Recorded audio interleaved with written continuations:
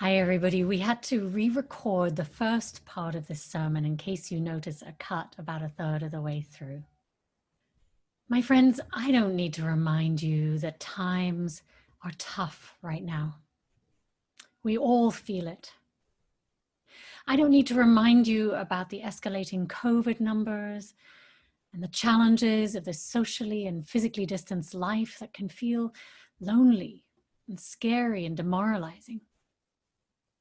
I don't need to remind you of the growing economic and food insecurity for millions in this country right now. People need healthcare, they need a living wage, they need jobs, they need childcare, and better mental health services. I don't need to remind you that rather than a calm, thoughtful, united response during this pandemic, we're a deeply divided nation, pumped up by hate and lies and a surreal dystopian authoritarianism that makes every day feel uncertain and more than a little crazy. I don't need to remind you that the National Guard is roaming the streets of our cities, attacking and disappearing peaceful protesters, or that systemic injustice continues to impact communities of color and other marginalized populations. I don't need to remind you that our planet is warming far too quickly and that our beautiful blue boat, which we call home, is under attack by corporate greed and domination. I don't need to remind you of all of that, because you already know. It's all around us. It's there every time we turn on the news or open a newspaper or look at the internet. It's everywhere. It's in our collective energy, and it's tragic. It's dispiriting, it's frightening, and it's stressful for everyone. So maybe I do need to remind you of something, though. Perhaps I do need to remind you to hope. But how do we find the courage and optimism to hope during these difficult, disorienting, and despairing times? Personally, I look to Black and Indigenous people and other oppressed populations who've survived hard times for centuries now. They teach me. I find hope when I consider the heartbreaking circumstances they've had to endure for so long, and yet have continued to live lives of courage, love, resilience, and joy. Living under the weight of domination, prejudice, and oppression for centuries could be enough to crush anyone's spirit, to give up on hope for change. And certainly there must have been many times when these folks just threw up their hands in despair, too tired to fight it every day, every hour of every day. Yet somehow, these irrepressible spirits show us the way out of despair through resilience, through their hope for a better world, and their continued courage and vision. You see, it's that vision of a better time, that vision of a better world that drew them out and called them forward. Holding steadfastly onto that vision, together with the work and determination it takes to get there, has moved the needle. It is bending the arc towards justice, equality, and freedom for all, slowly but surely, just like we saw in our offering video earlier. Change is gonna come. And that gives me hope. Have you ever used a compass to tell you where you are? Perhaps you've been out camping or on a hike in our beautiful wilderness somewhere. And now we even have compasses on our phones, which is what I'm just pulling up right now, which is really useful when you're trying to get an idea of where north and south are, especially if you're searching for the comet that's in our night sky right now. See, here is my compass. As I sit here, I'm apparently facing southwest, although I might have flipped it around when I changed it to the camera. But of course, we can also use a compass to guide us to change course, to identify and intentionally head in a different direction. I noticed during my recent time off work that I'd wake up feeling differently every day. Now, my external circumstances were largely the same. Another day at home during COVID. But some days I was full of joy, love, and enthusiasm for life, and anything seemed possible. And on other days, I woke up feeling anxious, sad, or disquieted. And just like the weather changes for no apparent reason, some days are cloudy and stormy, and other days the wind is calm and the sun is shining and the sky is blue.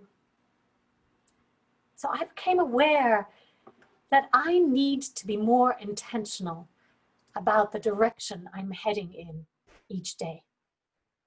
That if I just left it to my moods, my thoughts, or my beliefs, or external circumstances, that I'd be blown around in the wind and never set course in the direction that I'd like my life to go. Just like a boat without a rudder is victim to stormy seas and changes in the weather, so is a human life. Without an intentional direction, we're prone to distraction and derailment. And so that's why I meditate and exercise every day to try and create clarity about how I want my day to unfold. Because right now, my friends, our external circumstances are stormy and they're hard. And we're being tossed around by chaos and fear and swallowed up by endless eddies, sucking us backwards to a time of greater polarization, prejudice, and conflict. And it's difficult to maintain hope or find courage and joy in such demoralizing circumstances, isn't it? And yet, Czech dissident and later president Vaclav Havel, someone who knows corrupt, oppressive regimes and difficult circumstances, wrote in his book, The Power of the Powerless, in 1986, that hope is not a prognostication. It's an orientation of the spirit, an orientation of the heart. Hope, in this deep and powerful sense, is not the same as joy when things are going well, or the willingness to invest in enterprises that are obviously headed for success, but rather an ability to work for something to succeed. So how do we orient our spirit towards hope in this time?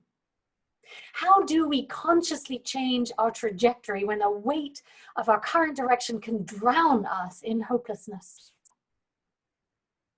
Well, I believe we need to give less attention to our current circumstances and intentionally choose a hopeful vision, one we want in our lives.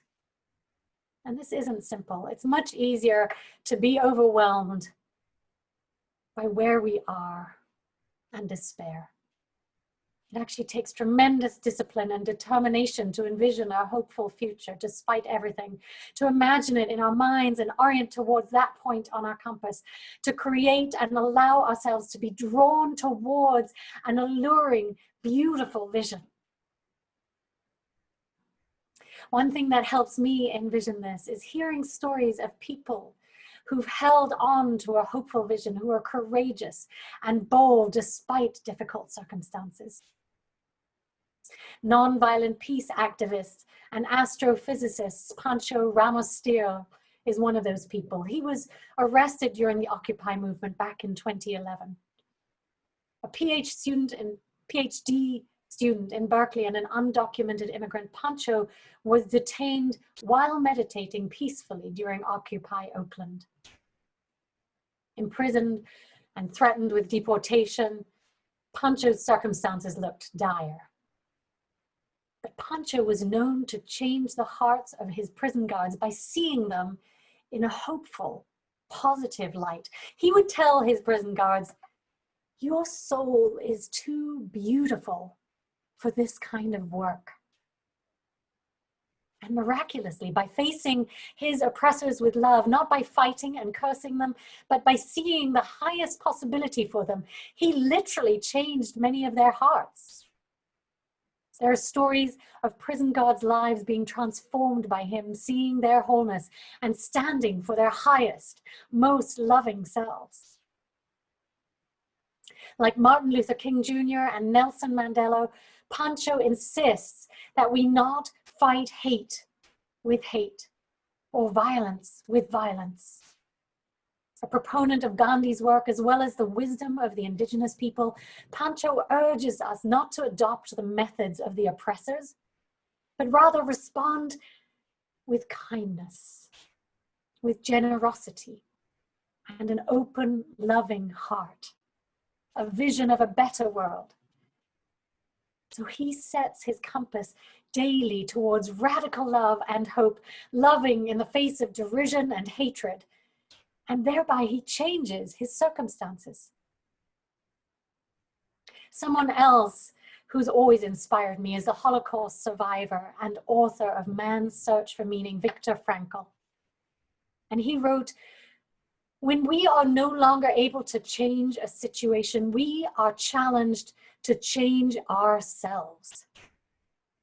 Everything can be taken from a man, but one thing. The one thing you can't take away from me is the way I choose to respond to what you do to me. The last of one's freedoms is to choose one's attitude in any given circumstance." So Frankl set his mind on the power of choice and set his compass in the direction of hope. And choosing hope gave him mental sustenance to survive the horrors of a Nazi concentration camp.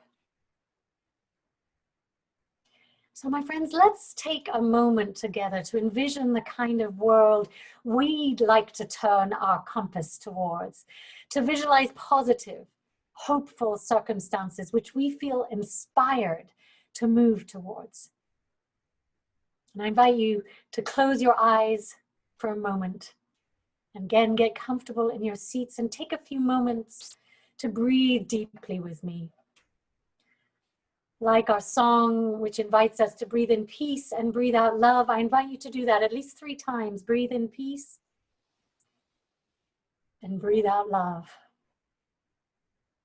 Breathe in peace and breathe out love. And once more, breathe in peace and breathe out love. And now imagine that all around you, the earth is renewing itself. Oceans and rivers are clean. Forests are expanding. Our air is fresh to breathe. And animal species are evolving and repopulating our earth. Meanwhile, humans have found a way to live peacefully in harmony with one another, respecting and helping each other. We live interdependently, caring for one another, and our health is great, and we have plenty of energy.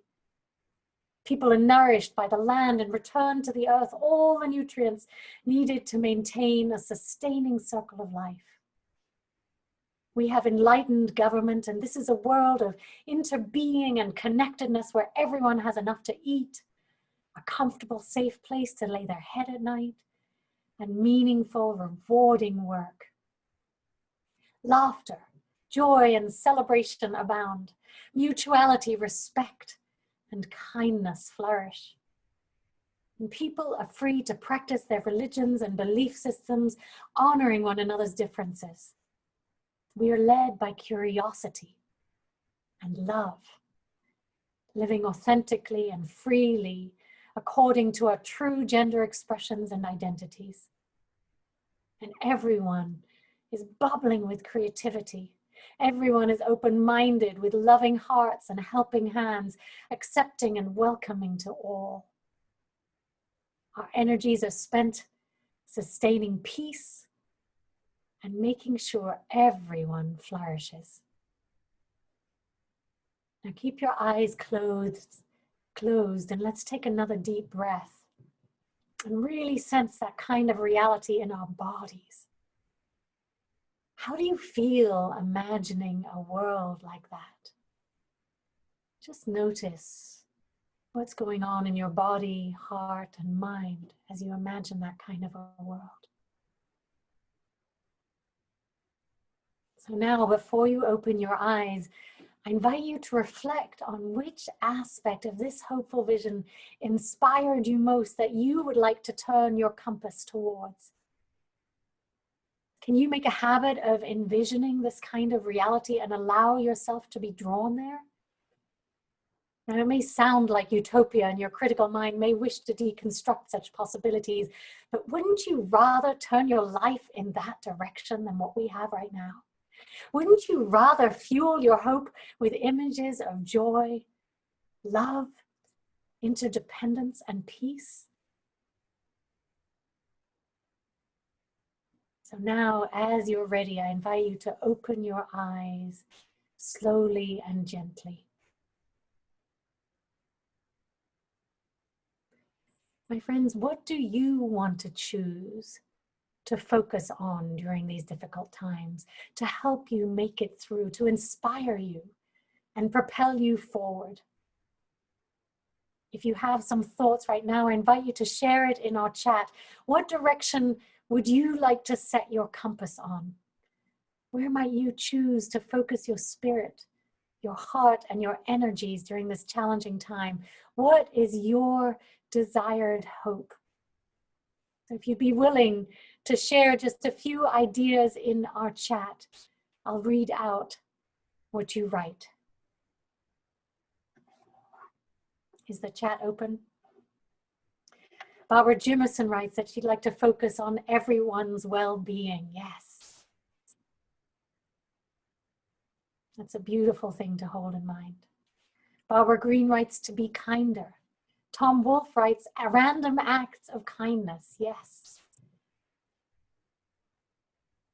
Norma writes, sending love to my dearest friends, children, and grandchildren and spending Zoom time with them. Aileen writes, love and acceptance. Barbara and Gordon write, a community of we.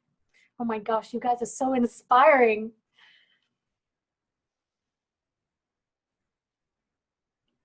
Keep them coming.